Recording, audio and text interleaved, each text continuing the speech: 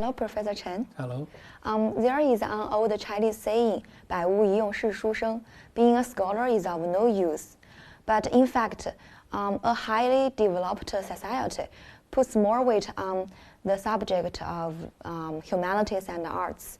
So, what do you think is the influence or significance of literature on the development of society?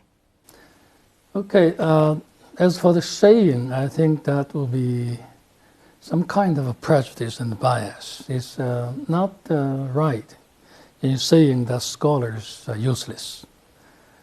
Scholars are quite useful even in the ancient time. Okay?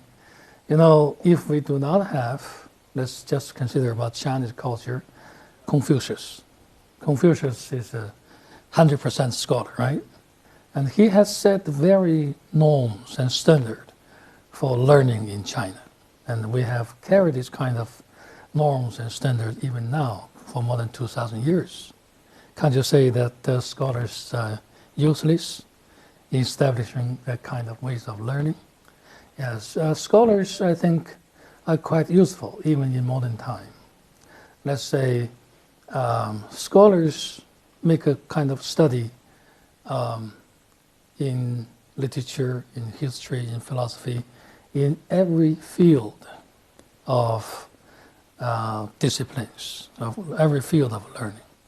That means their study would contribute in different ways to the great learning, what we call the learning of humanities. And this kind of learning is a way to know ourselves. Ourselves means human beings ourselves. And only when we know ourselves can we know some other people. Only when we know quite well about our own culture, then we can make this comparison with some other cultures. And then we would know quite well, quite clearly about our own situation in the world, in this universe. This is not in the sense of political or military sense. Also in the sense that we understand our own situation in this universe by doing this kind of learning and by doing this kind of studying of ourselves, of nature, and of other people, then we can gain a better knowledge to better our life for the future generations. So that's quite significant and very important. We cannot imagine that a society which exists without scholars, without professors, or without any kind of learning. That would be very terrible. That would be too dark to live in. Yes. And reading and practicing are both ways that educate a person. So do you have any suggestions for young people in college to combine these two methods of learning? I do not know what do you mean by reading and practice.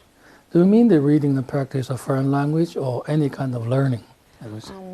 I think reading means books, knowledges on the books, and practicing means that you do things by your own. Yeah. Yeah, there's the kind of division between learning, as you say, reading by learning by reading and learning by practicing. Okay, it could be two ways, but the two ways are mutual. Okay. They are actually benefiting each other. When we read things, we gain knowledge by reading. And this is the only way if we want to accumulate knowledge. And the accumulation of knowledge in certain sense will lead you to wisdom. What is the purpose, as I usually say to my students, that you learn here, you're studying quite hard in university? Not only for the accumulation of knowledge, because knowledge in certain sense is not quite useful. What is useful? What is the purpose of accumulating these knowledges? For instance, the natural science knowledge, humanities knowledge, and so on, knowledge in different subjects. The sole purpose, the only purpose of accumulating this knowledge is to gain wisdom. And you apply this wisdom you gain from reading to your life, to solve problems in your daily life. That will be the ultimate purpose. And practice is only way of,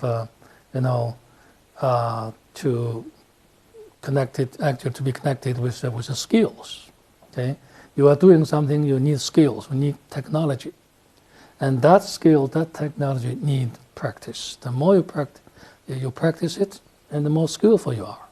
Okay, so in certain sense, the two are mutual to each other because you cannot only read in your classroom or in your bedroom or anywhere that you secluded yourself and reading and reading and reading. That will be far away from real life. Okay? So you need also to practice what you have read. Even an abstract idea, that you have to need the skills to practice this idea, or put the idea into practice. As we always talk about the relations between theory and practice. Theory without practice is nothing. And practice without theory as a guidance, sometimes also nothing, because you need to have very clear direction. So the two, as I say, should be combined together, and you practice what you have read, and then you read what you need to practice. Okay, your suggestions would be very helpful. And in recent years, the chivalry spirit for Westerners has entered the mind of young people in China. Some students began to wear suits and ties in formal occasions, and some will follow the manners of lady first. But some may argue that this way of acting is too Western for traditional Chinese custom.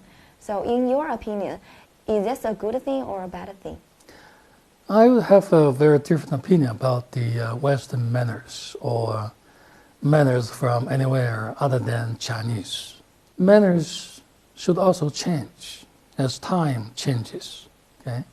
So as time changes, as we are living in different ages, that we should not stick, let's say, to the Asian classic manners of life, or way of life. Now here is the 21st century. You cannot go back to Tang Dynasty. You cannot go back to Qin Dynasty, right? That's tradition, that's classical. It's good, because it is the heritage of Chinese culture. Some of the things that we still carry on now. But that does not mean that you should not accept anything from foreign countries, or what we say, anything Western. This is the kind of communication between different civilizations in a certain sense. Why do we read ancient Greek classics? We read Homer. We read the three tragedies. There are tragedies and there are comedies and all things, all philosophies. Philosophies by Plato, philosophies by Aristotle. We learn these things. Why? Because we want to enrich our own culture. So Western manners is only one thing that we try to learn. Of course, we should learn something good. We should not learn something evil. Okay? Lady first is one good example that I appreciate very much. That Chinese culture seems to be a masculine culture. That whenever or wherever that you go, you see that man or the husband or the grandpa that's walking in the front. But the ladies usually follow them. This, in the perspective of Chinese culture, is understandable.